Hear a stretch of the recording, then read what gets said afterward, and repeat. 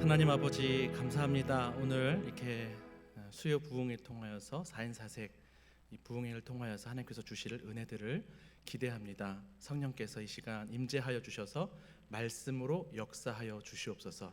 감사드리며 예수 그리스도의 이름으로 기도드립니다. 아멘.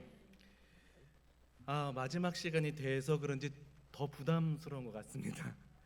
방금도 우리 담임 목사님이 마지막 날 역사가 일어난다고 하니까요, 하나님이 하시는 거지만 괜히 또 부담도 되고 그런데 저도 그런 기대가 있습니다. 오늘 하나님께서 저는 부족하지만 하나님이 크신 또 역사를 오늘 이루실 줄로 믿습니다.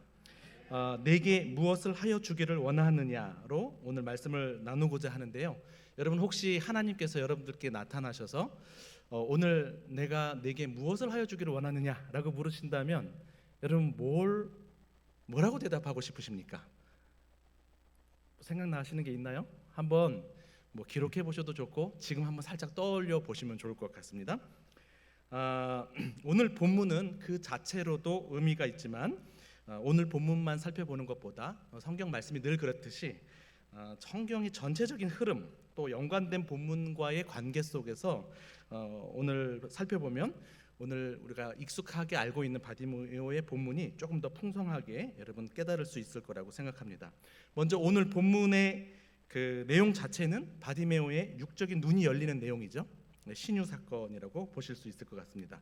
그런데 전체적인 구조를 고려하면 여기서 말하는 성경 저자는 단지 육신적인 눈뿐만 아니라 우리의 영적인 눈이 열리기를 요청하고 있는 것을 확인할 수 있습니다. 마가복음은 총 3막으로 구성되어 있거든요. 거기서 제자도를 주제로 하는 것이 2막입니다. 2막이 8장 27절부터 10장 52절까지 말씀이거든요. 오늘 읽었던 게 이제 2막의 마지막이죠. 근데 공교롭게도 2막의 첫 부분도 역시 소경이 눈을 뜨는 사건이에요. 그러니까 제자도를 주제로 소경 이야기가 앞과 뒤에 이렇게 배치가 되어 있는 거죠. 첫 번째 소경의 눈을 뜬 사건은 어떤 것입니까? 점진적인 계안. 처음에는 나무가 걸어다니는 것처럼 뭔가 보인다 그랬는데 다시 이제 좀 시간이 지나니까 명확하게 보죠. 이것은 제자들도 복음 진리와 예수 그리스도가 누구인지 그것에 대한 영적인 눈이 점진적으로 열려지게 될 것을 기대하고 암시하는 내용이죠. 그렇다면 오늘 읽었던 이 본문은 즉각적으로 눈이 뜨여지는 사건이거든요. 이건 어떤 의미가 있을까요? 이제 십자가 죽음을 앞에 두고 있는 이 시점 속에서 우리를 포함하여서 당시의 독자들이나 제자들에게 이제는 우리의 눈이 즉각적으로 열려야 된다, 이 말씀을 해주시는 거죠. 점진적이 됐던 즉각적이 됐던 여러분 우리의 눈이 열려지시기를 하나님이 기대하고 계신다는 것이죠. 오늘 본문은 이제 바로 앞의 내용하고 밀접한 관계가 있는데요. 10장 32절부터 우리가 지금 10장 46절부터 읽었는데요.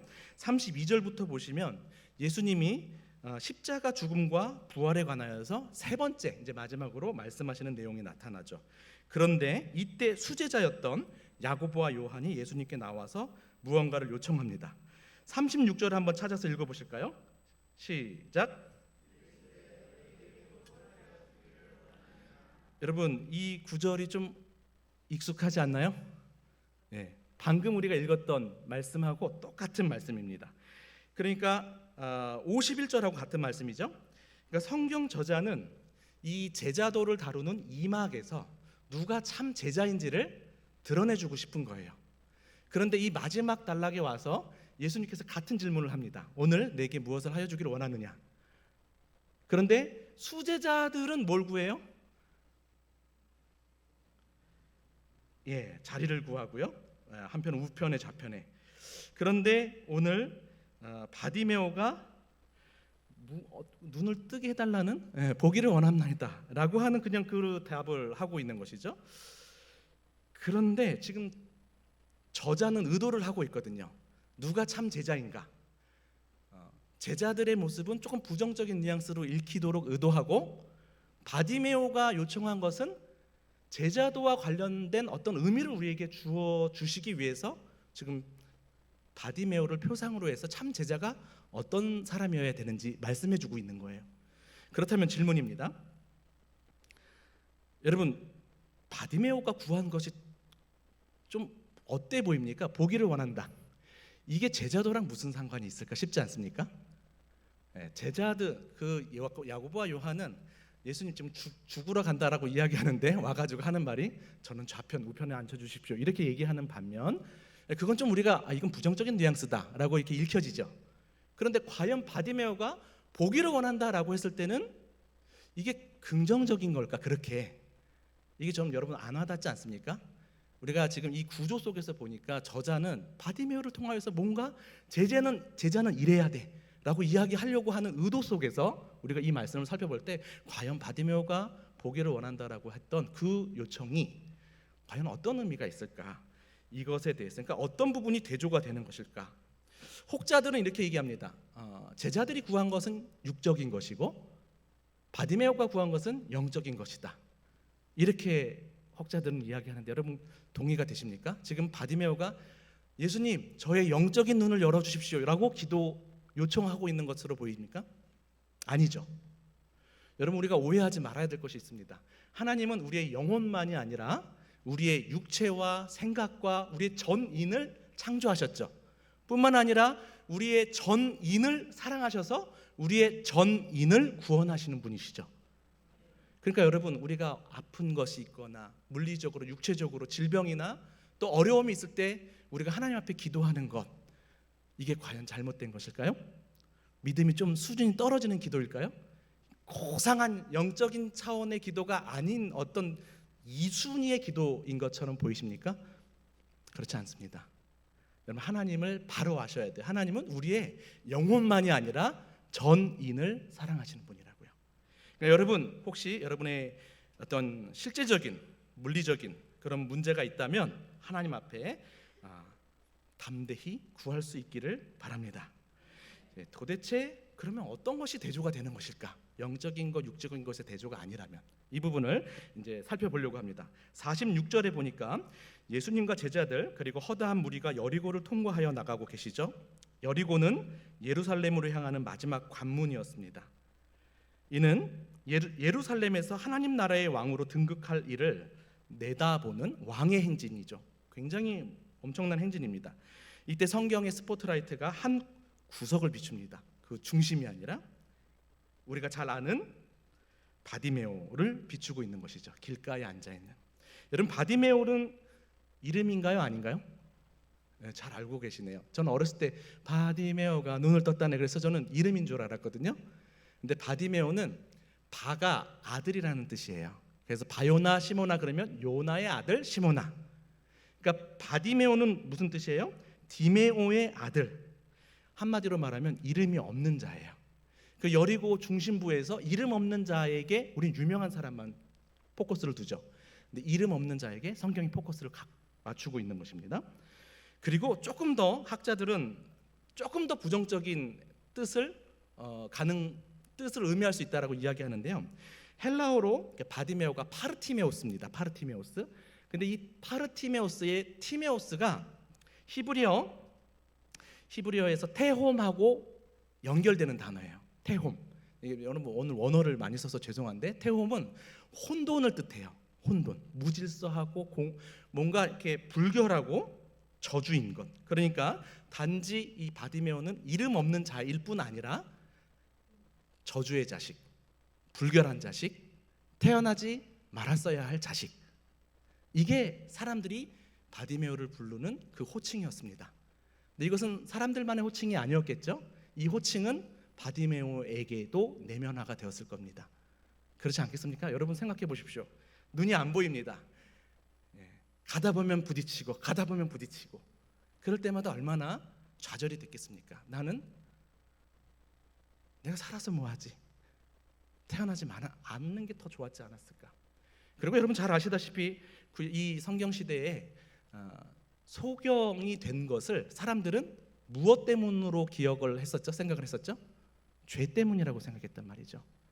경제적으로도 어렵고 사회적으로도 어렵고 정신적, 정서적 모든 것이 어려운데 심지어 영적으로도 자기는 하나님께 버림받은 사람, 죄인, 이런 의미를 갖고 있었으니 바디메오 역시 자기의 이름을 그대로 내면화하고 받아들였을 가능성이 있습니다. 거지였다고도 소개하고 있죠. 그래서 그는 구걸하기 좋은 길목인 길가에 앉아 있습니다. 여러분, 길가라는 것이 무엇을 의미합니까?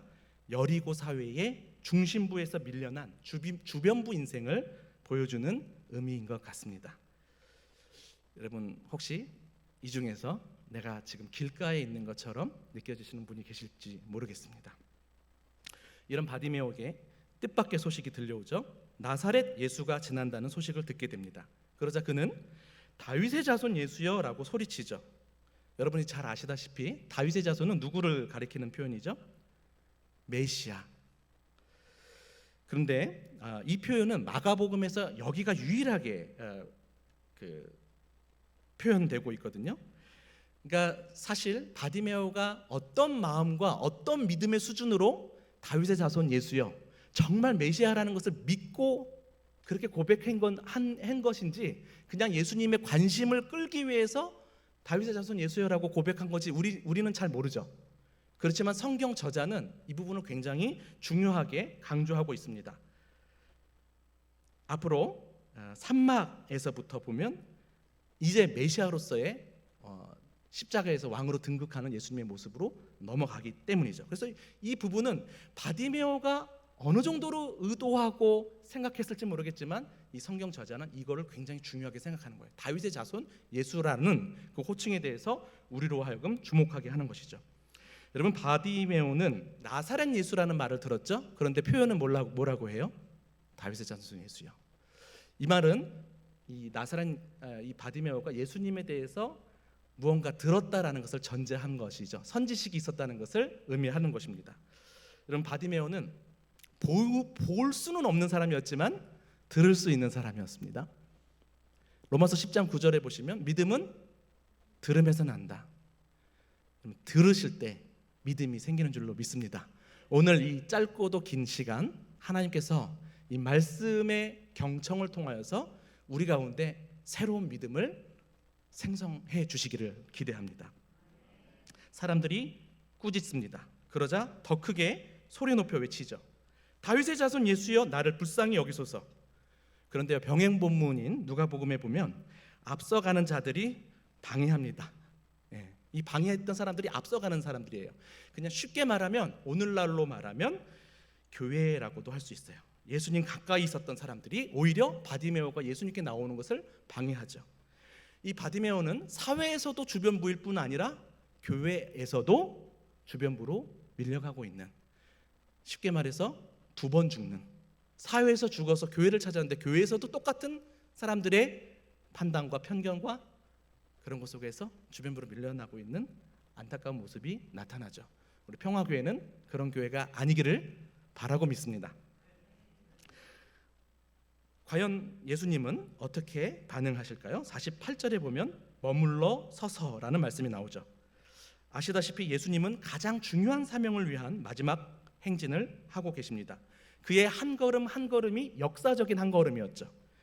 수많은 사람들이 따라가고 있었습니다. 그런데 이 바디메오, 사람들로 하여금 무명한 자고 태어나지 말았어야 할 더러운 사람, 방해꾼과 같은 그 소리에 예수님이 이 어마어마한 행렬을 멈추시고 머물러 서시죠. 이게 얼마나 위대한 사건입니까? 우주보다 크신 창조주 예수님, 이분이 하던 일을 멈추고 머물러 서시는 것. 여러분, 이것이 우리 신자들이 일상에서 경험하는 일이죠. 바로 기도입니다. 우리가 기도할 때마다 그 영원하신 하나님께서, 그 바쁘신 하나님께서 멈추시고 머물러 서서 우리의 소리를 들으신다는 것이죠. 여러분, 이것이 기도의 힘입니다. 그리고 예수님이 이제 부르시죠. 들으시고 부르십니다. 49절에 보면요, 여러분 우리말 성경에는 잘 안 나타나지만 부르다라는 단어가 한 절에 무려 3번이나 사용되고 있습니다. 다시 말해서 지금 이 시간도 하나님께서 여러분들을 부르시고 계시다라는 것이죠. 음성이 들리실지 모르겠지만 주님이 여러분들을 지금 부르시고 계십니다. 그렇다면 우리는 어떻게 반응해야 될까요? 바디메오의 모습처럼 우리가 반응하면 좋겠다라는 마음으로 바디메오의 모습을 살펴보겠습니다. 여기서 보면 바디메오가 겉옷을 내버리고 뛰어 일어나 나가죠. 여러분, 이게 얼마나 간절한 모습으로 나아가는 것인지 느껴지십니까? 맹인인데 어떻게 나가요? 뛰어서 나가요. 어떤 마음이어야 그 정도로 나갈 수 있었을까요? 또 맹인이 겉옷을 버립니다. 이 성경에서 이런 작은 소품 하나에도 스포트라이트를 비추는 것은 의미가 있기 때문이거든요. 여러분, 거지에게 있어서 겉옷은 무엇을 의미할까요? 겉옷은 전 재산이죠. 전 재산일 뿐 아니라 그게 이제 생계의 도구죠. 생계의 도구일 뿐 아니라 밤에는 추운 몸을 가리는 보호막이 됩니다. 그러니까 사실은 전 재산이 아니라 전부예요. 그런데 예수님이 부르시니까 어떻게 해요? 굳이 겉옷을 내버리고, 마치 주님 아니고서는 아무것도 필요 없다는 듯이, 아니 주님께 나아가는 데는 오히려 내가 갖고 있는 이 소중한 전 재산과 전부가 걸리적거린다라는 듯이, 앞에 아무것도 베는 사람이 없는 아무것도 안 베는 사람인 것처럼, 오늘 그 말이 잘 안 나오네요.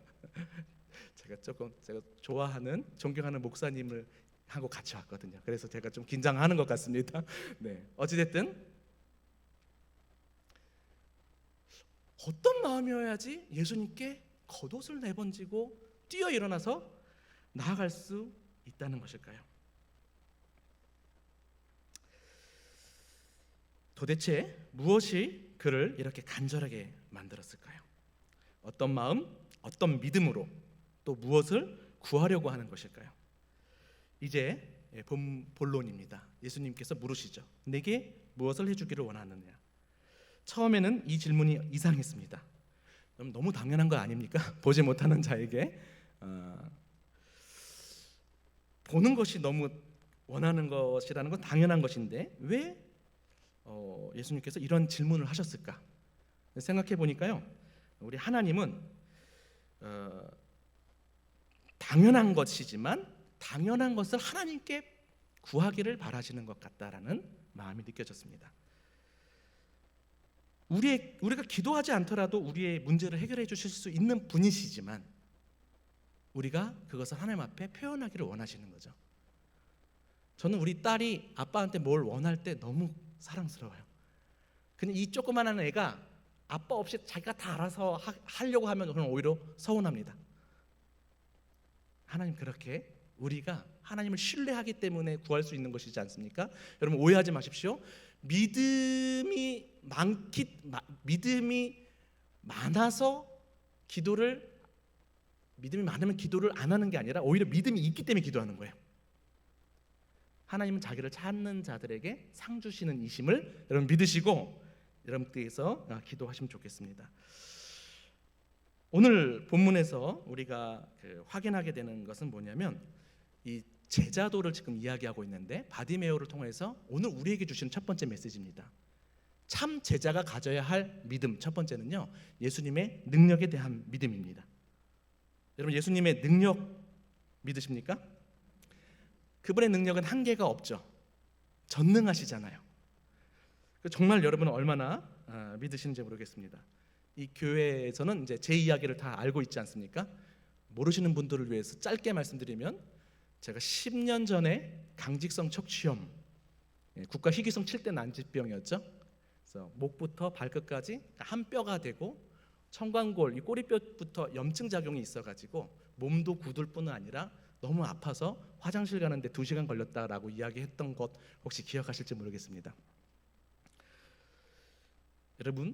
여러분들도 많이 신영관 목사님이 제 얘기를 많이 했다고 그래서 다 아시죠. 불치병이고 난치병이고, 근데 여러분, 성령의 불이 지나가서 낫지 않습니까? 10년이 지났죠. 처음에는 약을 병행했습니다. 스테로이드제. 근데 그게 부작용이 많아요. 근데 저는 결혼하고 아이를 낳기 위해서 어쩔 수 없이 끊었었거든요.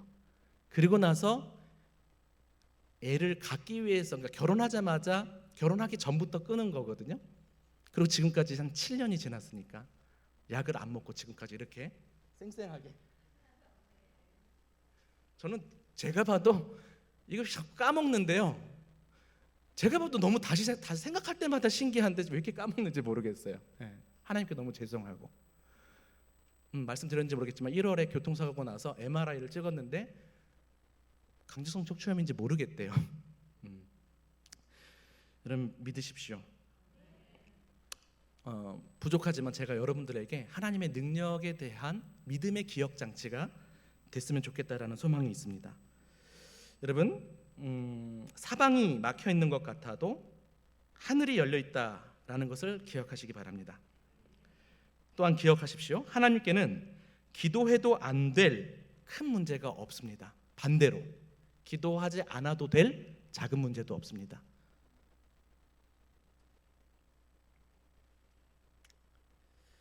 여러분, 우리가 간절히 기도하지 못하고 있다면 혹시 하나님의 능력에 대한 믿음이 없기 때문은 아닐지 좀 자문해 보셨으면 좋겠습니다.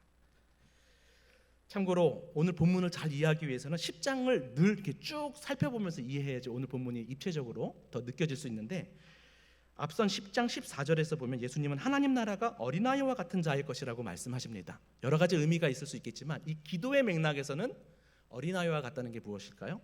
우리 신영관 목사님 많이 이야기한 예죠. 어린아이는 아프면 어떻게 해요? 운다라는 거예요. 아프면. 근데 고아원에 있는 아이들은 울지 않죠. 예, 울어도 소용없다는 것을 깨닫고 그것이 계속 체념화되기 때문에 그렇습니다. 여러분, 저도 목사이지만 계속해서 저는 지금도 아내가 아프고 그러는데 그렇게 많이 눈물로 기도하지 못하는 것 같아요. 예, 믿음이 좋아서 그런 건가 싶기도 하고 뭐 모르겠습니다. 근데 하나님 앞에서 우리가 너무 어른처럼 나아가고 있지 않은가? 아이처럼. 저는 우리 신영관 목사님의 그 설교 통해서 많이 자극이 됐습니다. 나도 어린아이처럼 너무 다 큰 어른처럼 하지 않고 하나님 앞에서 어린아이처럼 믿기 때문에 간절히 울며 기도할 수 있었으면 좋겠다. 그게 어린아이의 건강한 특성이고 하나님 나라의 비결 아닐까 싶습니다. 너무 고상하고 점잖게 우리가 그렇게 기도하고 있지 않은지 모르겠습니다. 혹은 기도를 안 하고 있을지도. 참 제자는 예수님의 능력을 믿고 그렇기 때문에 아이처럼 울며 기도하는 자라는 사실이 첫 번째 주제입니다. 두 번째가 좀 길고 세 번째는 짧습니다. 여러분 마음의 준비를 하시고 따라오십시오. 두 번째, 내게 무엇을 하여 주기를 원하느냐. 이 부분을 조금 더 묵상하고 연구하다 보니까 저는 이게 당연하다고 생각했거든요. 근데 다시 생각해 보니까 당연한 게 아니었습니다. 여러분들이 맹인이었다라고 생각해 보십시오. 그럼 예수님께서 여러분들께 뭘 구하느냐? 그럼 여러분 뭘 구하실 것 같습니까? 보게 해달라고 기도하실 것 같죠? 그런데 당시 상황에서는 안 그랬다고요. 당시는 죽은 자가 살아나는 것보다도 소경이 눈을 뜨는 사건이 더 어렵게 느껴지던 때였어요. 요한복음 9장 32절 보시면 창세 이후로 맹인으로 난 자의 눈을 뜨게 하였다 함을 듣지 못하였으니. 이들은 엘리야를 통하여서 죽은 사람이 살아나는 것은 봤습니다. 역사적인 경험을 통하여서. 그런데 소경이 눈을 뜬 이야기는 들어본 적이 없는 거예요. 창세 이후로. 그러니 감히 거기까지 기대할 수 없었던 상황이죠. 만약에 예수님께서 당시에 맹인들 100명을 만나가지고 맹인들한테 같은 질문을 한다면 제가 봤을 때는 그 100명 중에 과연 제 눈이 열리기를 원한다라고 말할 수 있는 사람이 얼마나 됐을까 싶어요. 저는 그저 지금 구걸하러 나오는 게 너무 힘드니까 조금 돈을 더 많이 달라고 한다든지, 좀 우리 가정의 상황이 조금 더 안정되게 해달라고 한다든지, 뭐 다른 것들은 구할 수 있었을 것 같아요. 그런데 차마 정말 내 눈이 뜨여질 것에 대해서 예수님께 구할 수 있었을까? 많지 않았을 거라고 생각합니다. 너무 창피하잖아요. 길가에서 사람들의 시선, 그러니까 안 나와도 될 정도의 안정된 자금, 생활 자금을 달라고 그렇게 요구는 하실 수 있었을 것 같습니다. 만약 이 바디메오도 눈을 뜨게 하는 것 말고 여러분 눈을 뜨게 하는 거 말고 다른 것 뭘 구할 수 있을지 모르겠지만 다른 것을 구했다라고 칩시다. 그랬다면 예수님께서 이 바디메오의 요구를 들어주셨을까요? 저는 들어주셨을 거라고 생각해요. 우리 사랑하시니까. 그런데 여러분 잘 아시잖아요. 우리가 이 성경 전체를 알고 하나님을 알고 바디메오를 알고 딱 한 번의 기회잖아요. 예수님께서 모든 것을 해결해 주실 수 있는데 이 단 한 번의 기회를 1억 달라고 기도하는 것으로 응답을 받았다고 칩시다. 여러분 그것이 정말 기뻐할 일이고 감사할 일인 것처럼 느껴집니까? 없는 것보다 낫죠, 그렇죠? 그런데 눈을 뜰 수 있는데 그 기회를 이걸로 바꿨다라는 것이 얼마나 안타깝게 느껴지겠습니까?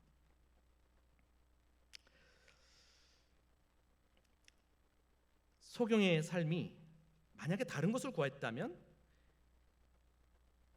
그걸 통하여서 소경의 삶이 전보다는 조금 더 나아질 수 있었을지 모르겠지만 그의 근원적인 변화, 영원한 문제, 즉 죄 문제의 해결은 어려웠을 것입니다. 그런데 이 소경은 자신의 근본적이고도 근원적인 변화를 구하고 있는 것이죠. 여러분 어떻게 여기까지 구할 수 있었을까? 여러분 우리가 살펴봤듯이 다윗의 자손이라는 말에 힌트가 있습니다. 예수님께서 소경의 눈을 뜨게 하는 메시아라는 사실을 믿었기 때문인 것입니다. 두 번째 주제인데요. 우리 제자들에게 필요한 믿음은 예수님의 능력에 대한 믿음 플러스 예수님이 누구신가 그 존재에 대한 믿음입니다. 여러분 예수님이 메시아라는 사실을 믿으십니까? 우리의 모든 문제를 해결해 줄 뿐 아니라 우리의 근원적인 문제를 영원한 문제를 해결할 분이라는 것을 여러분 믿으십니까? 여러분 근데 여기서 사실은 우리가 이렇게 생각해봐야 될 게 뭐냐면 바디메오가 정말 믿었나? 왜냐하면 믿음이라는 것도요 다양한 수위가 있지 않습니까?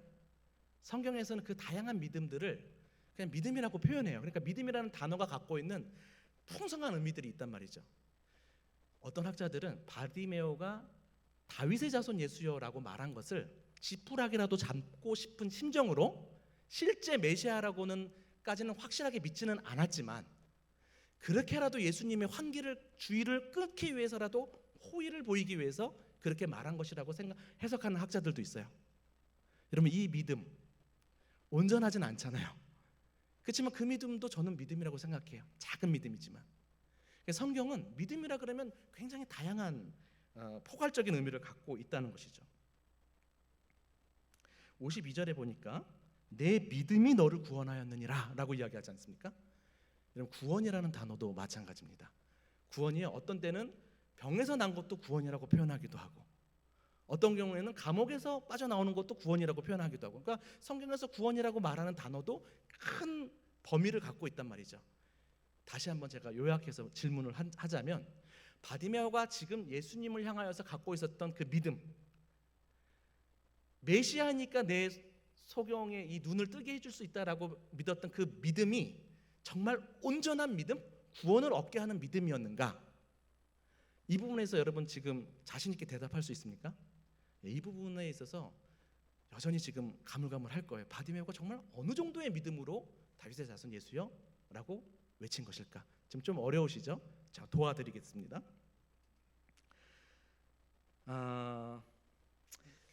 오늘 우리가 살펴본 바디메오 치유 사건은 마가복음뿐 아니라 마태복음이나 누가복음에서도 나타납니다. 그런데 마가복음에서만 유일하게 강조하고 있는 것이 있어요. 예를 들면 마태복음에서는 맹인 두 사람이라고 표현하고요. 누가복음에서는 한 사람이 줍니다. 그냥 한 맹인이라고 포커스를 달리합니다. 그런데 오늘 마가복음에서는 특별히 이런 표현이 있어요. 디메오의 아들인 맹인 거지 바디메오. 다른 복음서랑 어떤 차이가 있어 보입니까? 거지라는 말을 굳이 해요. 거지. 그럼 대부분 맹인은 거지였을 것 같거든요. 그렇지 않습니까? 그런데 굳이 이 마가복음에서는 바디메오를 거지라는 표현을 하고 있는 것이죠. 여기에 뭔가 특별한 것이 있을 수 있겠죠. 이게 바로 10장의 흐름과 관련됩니다. 10장 17절부터 여러분 보시면요, 재물 많은 한 청년의 이야기가 나타나죠. 그는 예수님을 선한 선생님이라 부르면서 내가 무엇을 하여야 영생을 얻으리이까? 이 구원에 대한 질문을 했습니다. 근데 예수님이 뭐라 그러죠? 모든 것을 다 팔아 가난한 자들에게 주고 자신을 따라오라 말씀하시니까 그가 근심하며 떠나가죠. 그러면서 예수님이 뭐라 그러시냐면 먼저 된 자가 나중되고 나중된 자가 먼저 될 자가 많다라고 말씀하십니다. 자, 그러면 오늘 바디메오를 소개할 때 굳이 거지라고 소개해 준 이유가 짐작이 되지 않습니까? 바로 이 부자와 대조가 된다는 것을 의미하죠. 그래서 가난한 자인데 나중된 자가 먼저 구원 얻는 사건의 흐름이라는 것을 보실 수 있습니다. 그리고 이 부자는 재물을 못 버려서 실패하고 도망갔지만 오늘 이 맹인 거지는 뭘 버렸죠? 겉옷을 버리지 않습니까? 확실한 대비고 대조예요. 이스라엘 백성들은 부자가 하나님의 축복이라고 당시에 많이 생각했었고 율법에 대해서 잘 아는 사람이었고 이 사람이 아니면 누가 구원을 얻을까라고 생각했는데 예수님은 안 된다 그러죠. 네. 부자가 바늘길을 부자가 천국에 가는 것이 어렵다라고 이야기하잖아요. 그런데 오히려 저주받은 자, 저주받고 죄인이고 연약한 사람이라고 생각했던 이 가난한 바디메오가 구원을 얻게 하는 일이 바로 하나님이 하시는 일이라는 사실을 이 10장의 흐름 속에서 이야기해주고자 하는 것입니다.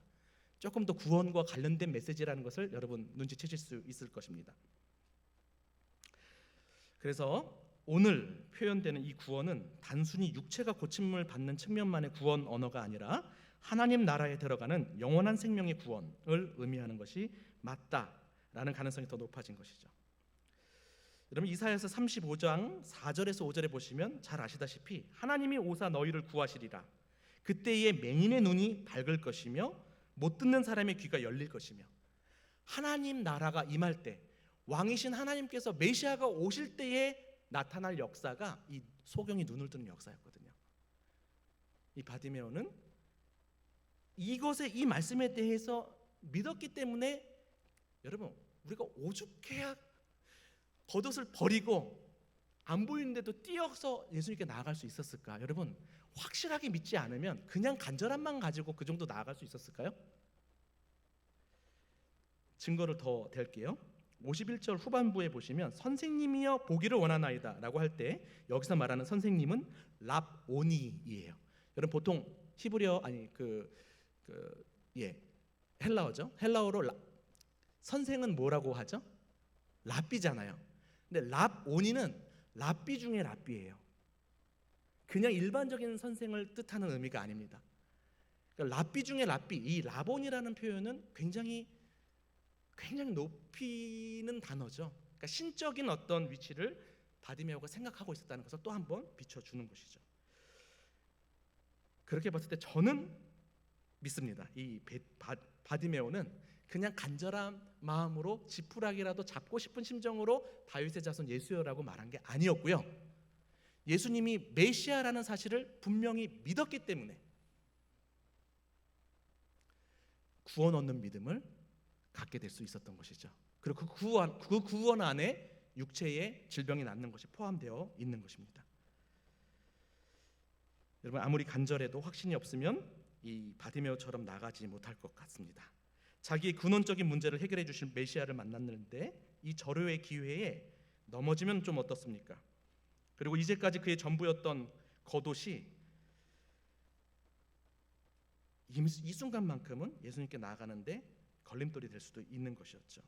바디메오는 예수님 아니고는 눈에 뵈는 것이 없는 사람이었고 예수님 아니고서는 아무것도 필요가 없는 사람이었습니다. 우리가 그러한 사람이었으면 좋겠습니다. 여러분 우리에게 정말 필요한 것이 무엇일까요? 오해하지 마십시오. 세상의 여러 필요들을 구하라고 말씀드렸죠. 그런데 더 궁극적인 필요를 여러분 구하셔야 된다는 것입니다. 다른 필요가 잘못된 게 아니라 다른 필요를 하나님께서 해결해 주시는 것으로 만족하면서 우리가 더 궁극적인 것을 구하지 못한다면 그게 그야말로 어리석은 기회를 날려버리는 것이겠죠. 우리의 진짜 근본적이고도 근원적인 필요, 그것이 우선이 되기를 바란다는 것입니다. 죄와 허물로 죽은 우리, 그래서 영원한 죽음 앞에 선 우리에게 근원적으로 필요한 것이 무엇일까요? 생명입니다. 단지 고치는 것을 넘어서 생명을 얻는 것이고 다시 사는 것일 뿐 아니라 영원히 사는 것 말입니다. 여러분, 이 문제가 해결되지 않은 상태로 다른 것으로 만족해서는 안 됩니다. 질병의 원인이 치료되지 않았는데 증상이 조금 완화된 것으로 만족하시겠습니까? 도살장에 끌려가는 짐승이나 사형수는 내일 죽는데 오늘 좀 더 많이 먹고 좀 더 편하게 지낸다라고 해서 뭐가 위로가 되겠습니까? 여러분, 사형수가 오늘 잘 먹는 거 보고 부러우십니까? 여러분, 저는 여러분께 다시 조심스럽게 묻고 싶습니다. 여러분은 이 근원적이고 본질적인 구원의 선물을 받으셨는지요? 그것은 어떻게 알 수 있을까요? 여러분, 죽어야 확인되는 것일까요? 성경은 우리가 거듭났다라고 이야기하죠. 여러분, 죽어서 천국을 확인하는 게 아닙니다. 우리는 거듭난 사람들이잖아요. 그러면 우리가 어떻게 알 수 있습니까? 우리가 이 구원 생명을 얻었는지는 우리가 이러한 생명의 감각이 있는지를 확인하는 것으로 가능한 것입니다. 여러분, 우리의 죽은 감각들이 지금 현재 깨어나 있는지를 살펴보면 좋겠는데요.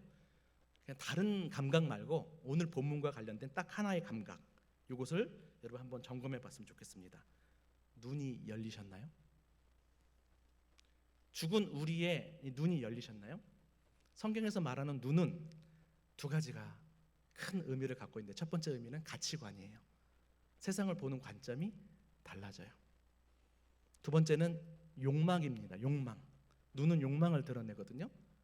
과연 우리의 눈이, 우리의 가치관과 욕망이 하나님 나라를 향해 소망하고 있는지를 점검해 보자는 것입니다. 구원받은 하나님의 백성은 눈이 바뀐 사람들입니다. 그래서 관점이 바뀌고 가치관이 바뀌며 우선순위가 바뀌고 삶의 방식이 바뀌고 욕망이 바뀌는 것이죠. 우리가 그런 눈으로 살고 있는지 돌아봅시다. 어떤 사람이 진짜 제자인가? 그 제자도의 수준은 그가 얼마나 많이 알고 있는가 혹은 얼마나 잘 가르치는가에 있지 않고 그가 무엇을 욕망하는지에서 드러난다고 합니다. 과연 우리는 무엇을 바라보고 욕망하며 사는가요?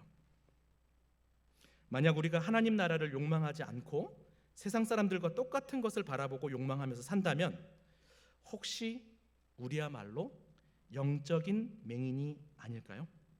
자기가 맹인인지도 모르는 가장 불쌍한 맹인 말입니다. 사실 바디메오보다 훨씬 더 불쌍하고 심각한 맹인이 우리가 되어서는 안 될 것입니다. 참 제자는 예수님이 메시아이심을 믿고 우리의 근원적인 필요, 즉 구원의 삶을 살아가도록 구하는 자들인 것이죠. 여러분, 여기까지 정리가 되셨습니까? 첫 번째는 예수님의 능력에 대한 믿음, 그래서 간절히 기도하는 것. 두 번째는 예수님이 누구신지에 대한 믿음을 갖고 우리의 가장 근원적인 필요가 뭐예요? 거듭난 구원의 삶을 지금부터 살아갈 수 있게 구하는 것이죠. 여러분, 그 기도가 우리의 간절한 기도여야 한다는 것입니다. 마지막 세 번째 모습입니다. 52절을 주목해 볼까요? 마지막에 좀 특이한 부분이 나옵니다. 예수님이 가라, 내 믿음이 너를 구원하였느니라 라고 말씀하셨습니다. 그런데 마지막에 뭐라고 적혀 있습니까? 52절, 그가 곧 보게 되어 예수를 길에서 따르느니라. 가라고 했지 않습니까? 그런데 예수를 따르는 모습으로 말씀이 마치고 있는 것이죠. 여러분, 한번 생각해 봅시다. 평생 동안 여러분이 아무것도 못 보고 살아왔다라고 칩시다. 눈이 열리게 되었어요. 그러면 가장 먼저 보고 싶은 것이 무엇입니까? 평생 동안 눈 감고 살다가 하나님께서 열어주셨어요. 그럼 가장 먼저 뭘 보고 싶을 것 같아요? 네? 가족들. 그죠? 저는 가족들을 보고 싶을 것 같고, 우리 집이 어떻게 생겼나, 세상, 이 자연환경, 하나님 주신 것이 얼마나 아름다운가, 그동안 못 누렸던 것을 다 누리고 싶을 것 같습니다. 그런데 이 바디메오는 가서 보고 싶은 것이 많았을 텐데도 안 가요. 안 가고 예수님을 따라가죠. 여러분, 예수님을 따라갔다는 것은 바디메오가 지금 누구를 보고 있다는 것이죠? 예수님을요. 이상하죠? 눈을 뜨게 되었는데 그는 예수님만 보고 있습니다. 이 말은 다시 질문하면 이렇습니다. 왜 보게 해달라고 구했는지, 그가 보고 싶었던 것이 무엇인지 여기에 드러나는 것이죠.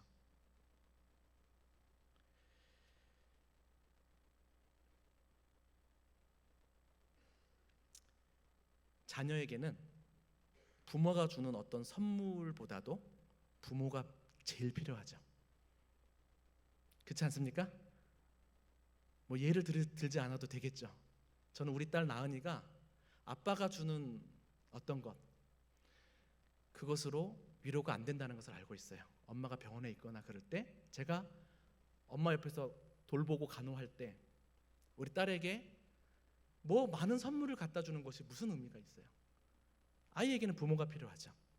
그래서 저는 길을 쓰고 어떻게든 이틀 이상 헤어지지 않도록 이틀마다 한 번씩은 아이 얼굴을 보려고 노력 많이 했었습니다. 작년에. 아이에게 필요한 건 부모죠. 여러분, 이 바디메오는요, 예수님이 보고 싶었던 거예요. 그가 구했던 것은 단지 눈이 떼어지는 게 아니라 예수님을 만나고 싶었고 예수님을 원했던 것입니다. 저는 이 부분에서 오늘 본문이 전반적으로 아예 새롭게 보이게 되었어요. 여러분, 우리의 육적인 눈이 열려서 영적인 눈이 띄어지기도 하지만 오늘 본문에서만큼은 영적인 눈이 먼저 열려 있었습니다. 예수님이 메시아라는 사실을 분명하게 믿었죠. 이미 영적인 눈이 열려서 그가 육적인 눈이 열리기를 구하면서 예수님을 따르길 원했던 것입니다. 여러분, 이게 제자예요. 서두에 제가 야고보와 요한이 구했던 것과 오늘 바디메오가 구한 것이 뭐가 그렇게 대조가 됐을까? 오른편 왼편에 앉아달라고 요구했던 그 요청과 보게 해달라고 요청했던 것이 과연 뭐가 대조가 된다고? 어떤 대조를 주는 것일까? 서두에 물었는데요. 제자들은 예수님이 아니라 예수님이 주시는 어떤 유익과 선물을 구했던 것이죠. 그렇지만 예수님이 십자가에 달리시자 예수님이 자기에게 아무런 유익이 안 되거든요. 다 도망가 버리고 맙니다. 배신하고 팔고 도망가 버리죠. 그러나 바디메오는 예수님 자체를 구하는 참 제자라는 사실이 보여지는 것이죠. 말씀을 맺습니다. 오늘 참 제자의 세 가지 특징을 살펴보았죠. 정리를 한번 하면 참 제자는 예수님의 능력을 믿고 어린아이처럼 간절히 울부짖으며 기도하는 자라는 사실. 두 번째는 예수님이 메시아라는 사실을 믿고 우리의 가장 근원적인 필요인 구원의 삶을 구하는 것. 마지막 세 번째는 예수님, 그분이 우리의 전부라는 것. 그래서 그분을 쫓는 삶을 살고 싶다는 것. 더 이상 길가에서 쭈그러 앉아서 사람들 눈치 보면서 숨어 움츠려 있는 삶이 아니라 이제는 길에서 예수님을 따르는 삶이 되어지는 것이죠. 자기 생존만을 위해서 구걸하면서 살지 않고 오히려 참 생명을 나누어 주는 메시아의 사역에 동참하는 제자가 된 것입니다. 생존을 넘어서 생명을 위한 삶을 살게 된 것이죠. 죽지 못해 사는 인생이 이제는 생명 위에 죽는 인생이 된 것입니다. 이러한 변화가 저와 여러분에게 있기를 바랍니다. 여러분 어떻습니까? 저는 아직도 여전히 길가에 있는 것 같아요.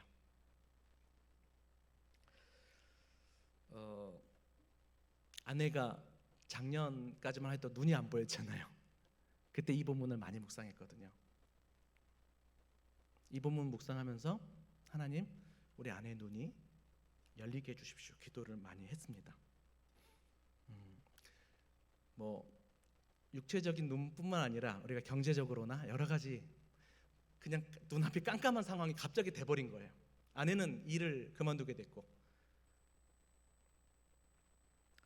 딸 생각하면 그냥 눈앞이 캄캄하고 앞길이 막막하고 제가 맹인이 되어버린 것 같은 그런 상황이었습니다. 근데 이 과정에서 여러분들께서 많이 기도해 주셨죠? 우리 아내가 한 3개월 만에 눈이 다시 시력이 회복됐잖아요. 육적인 눈이 열렸죠.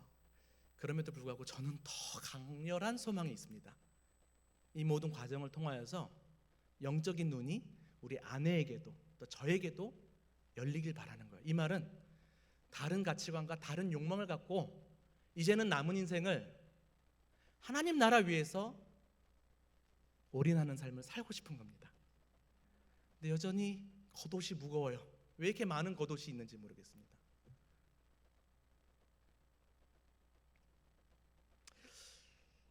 네, 하나님께서 한 커플 한 커플 거쳐주시는 과정이라서 기대가 됩니다.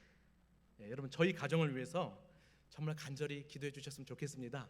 우리 가정이 이러한 아내의 이러한 아픔과 이런 것들을 통하여서 겉옷들이 다 벗겨지고 육적인 눈은 이미 열렸고요, 영적인 눈이 확실하게 열려서 영원한 생명 위해서 헌신하는 삶, 그런 가정이 되도록 그렇게 기도해 주셨으면 좋겠고, 우리 가정뿐 아니라 여러분의 삶 속에서도 그 무겁고 여러 가지 겹쳐져 있는 겉옷을 주님께서 벗겨주시고 눈을 열어주셔서 길가에서 숨어 지내는 삶이 아니라 길에서 예수님을 따르는 삶으로 눈을 열어주시는 삶을 하나님께서 허락해 주시기를 기도합니다. 예, 여기서 좀 마치겠고요. 자, 한 분을 좀 소개하고 싶습니다. 저희 뒤에 계시는 우리 송석삼 목사님이신데요. 잠깐 일어나셔도 되고 앞으로 나오셔도 되겠습니다. 여러분 제가 이거 강지성 척추염에서 낫다고 했었죠. 그때 고쳐주셨던 목사님이에요. 네, 박수 한번 좀 쳐주셨으면 좋겠고요. 네, 예, 그래서 말씀으로 고쳐주셨는데 오늘 좀 다른 계기가 있어서 같이 모시고 좀 오게 됐거든요.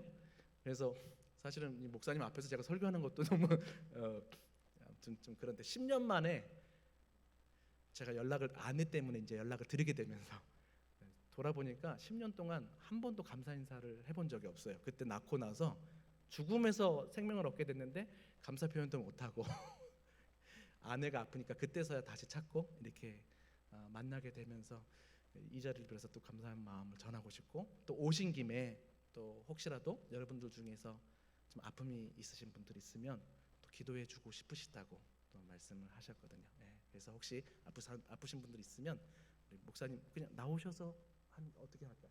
기도하고, 네, 제가 기도하고 마치도록 하겠습니다. 하나님, 눈을 열어 주십시오.